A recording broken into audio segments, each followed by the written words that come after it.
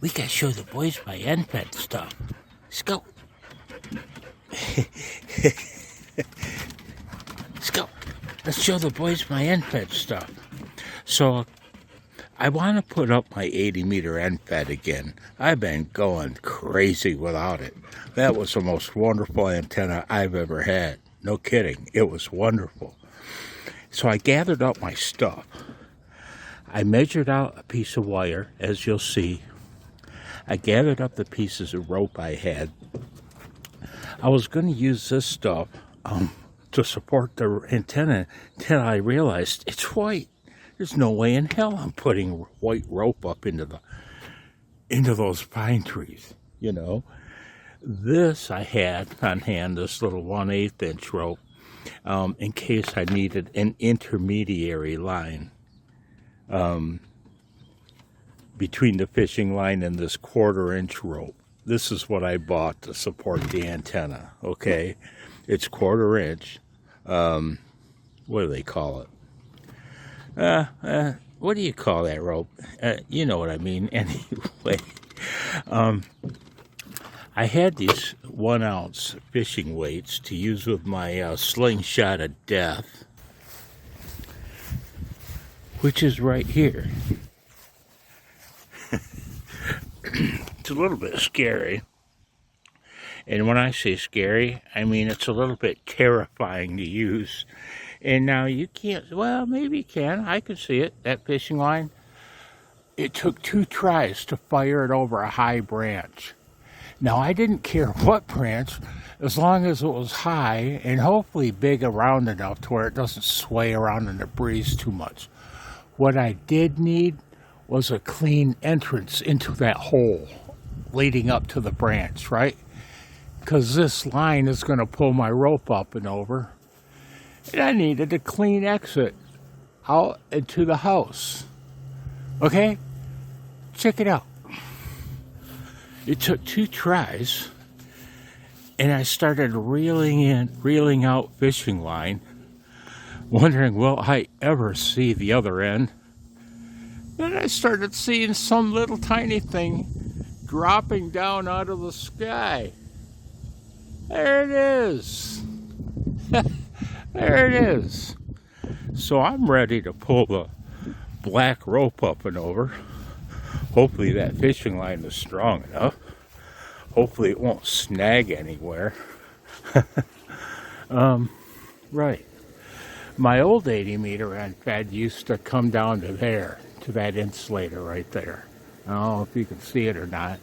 But the end of the end-fed actually went right through the window frame into the shack. You know, right? The balun, the unan, was on the inside, right to my left. As I sat at my operating position, the unan was 1.5 feet from the rig. And it worked great. I went around and around with where am I going to bring this 80-meter end-fed in. I decided I'm going to put an eye bolt right there and bring the end of the end-fed down to there and leave however much extra I need, because the unan, this time it's not going to be 1 foot from my rig. It's going to be underneath that overhang right there. Somewhere under here, you know what I mean? Within easy reach, so I can change the taps on it. And the coax will run from that unan right there into the window and to my shack. That window leads to that closet, to my walk-in closet next to my radio room. Right? So, right. The days of having a 1.5 foot piece of coax are gone. I wanted to have a more real world installation where you'd have your unan at the end of whatever, 25, 30 feet of coax. You know, and I've done my testing and it doesn't seem to have changed anything. But yeah, I'm ready to install my 80-meter end-fed. I hope the rope goes up and over okay. I'll update you shortly. Bye. I forgot to mention, when I measured out my wire, I started by anchoring the tape measure in that corner of the yard. And I went to this corner of the yard. And what I did was I bought a 100-foot roll of black THHN stranded, and it cost me $63. I measured it out. It was actually 102 feet. Generous bastards gave me 2 free feet. And here's the end. So I'm splicing it to, this is 102 feet. I'm splicing it to 12 feet.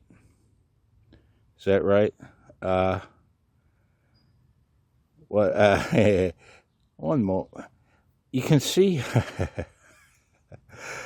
I've got that little square knot. Is that what you call that knot? And it's super strong.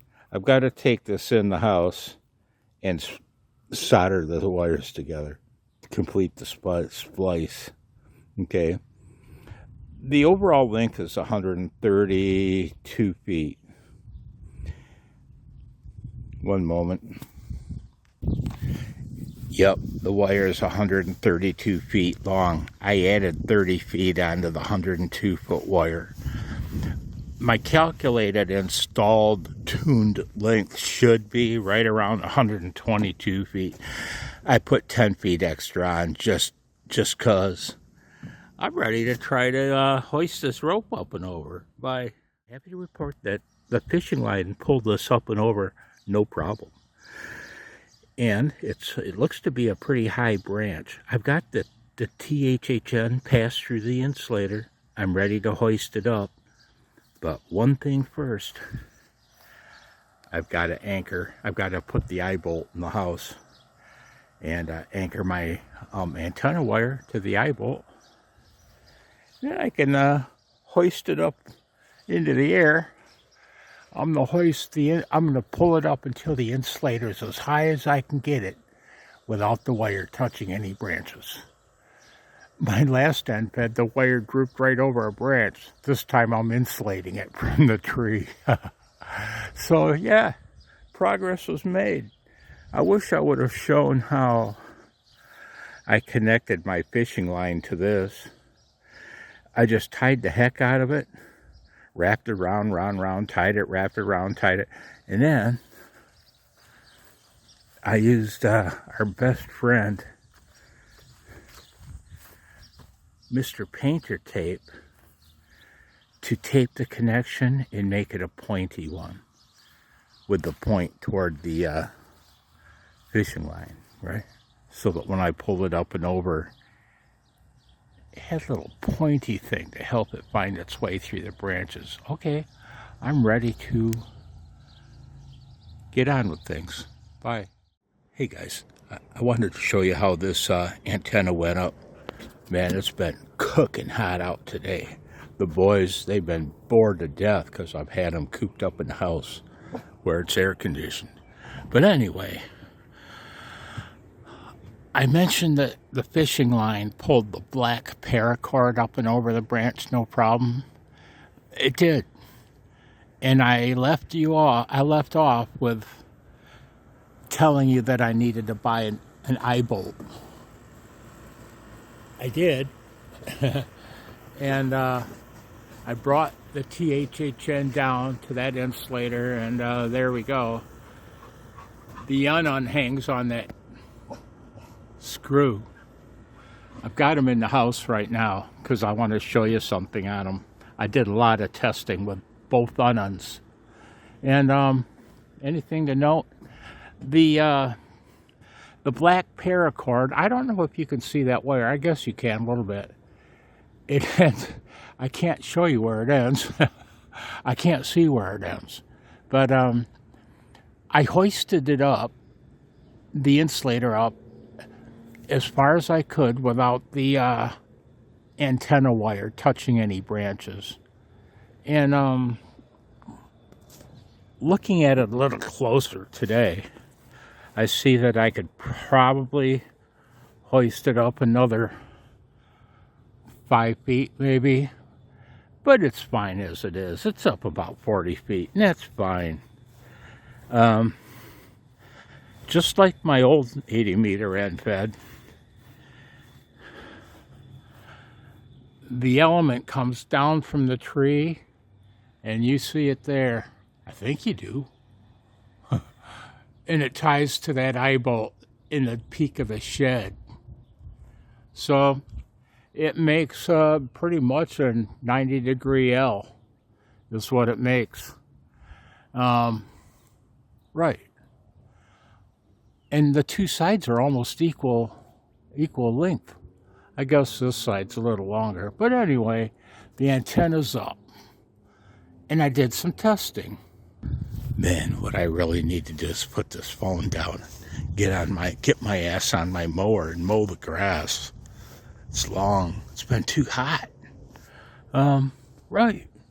So I've got the two unknowns. One with the variable capacitor on the input to the rig, the port to the rig. One without. I'll show you. You want to see? Let's go look. Hang on. Okay, that looks much better. Guys, sorry about my fan noise. I'm not turning it off. It's smoking hot out. And sorry about the mower next door. I guess consider this an ASMR entry here at my dump. These two, sorry, these two unknowns are basically the same thing. They both use a doubled up FT 12543 core. Yep. And this one is slightly different in that it has 10 taps on it. They range from 4 to 1 to 100 to 1.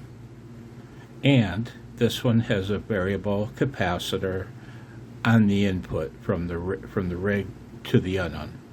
Okay. This cap is 120 picofarads.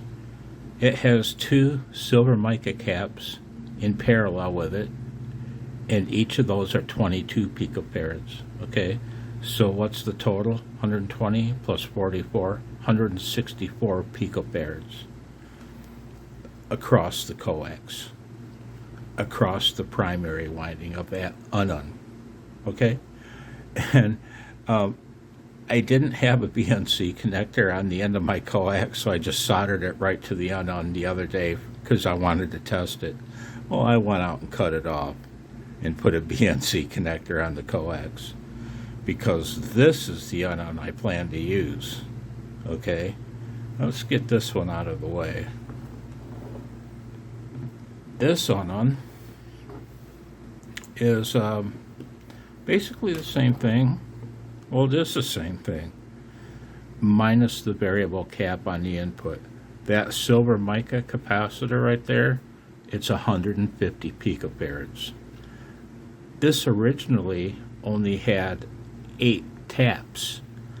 Well, in testing, I found that I got a much better match on one band with a 9th tap. So I added a 9th tap. They range from 4 to 1 to 81 to 1. Okay? The 9th tap is 81 to 1. And let's see, any other differences? The wire's a little bit thicker on this one, but that doesn't matter. This one has a ground lead. Before my old 80 meter end fed fell down, I was doing a whole lot of testing, and it's all here on my channel. I have a tab for end fed work. And I only found a couple instances where connecting a ground made any difference at all. On most bands, it made no difference. I hang it up from that screw on the side of the house. Okay? So those are the unknowns I use. I'm going to go with this one. I'm going to be showing you the SWR plots on the Nano VNA, and I'll show you why. You'll see why I've chosen to go with this core. All right? Okay. One moment. Okay. Next, I'm going to show you my tuning notes. Okay, I started with a wire that was 132 feet long, knowing full well that it was probably 10 feet too long. And yeah, I'll show you my notes from tuning it to where I wanted it to resonate. Okay.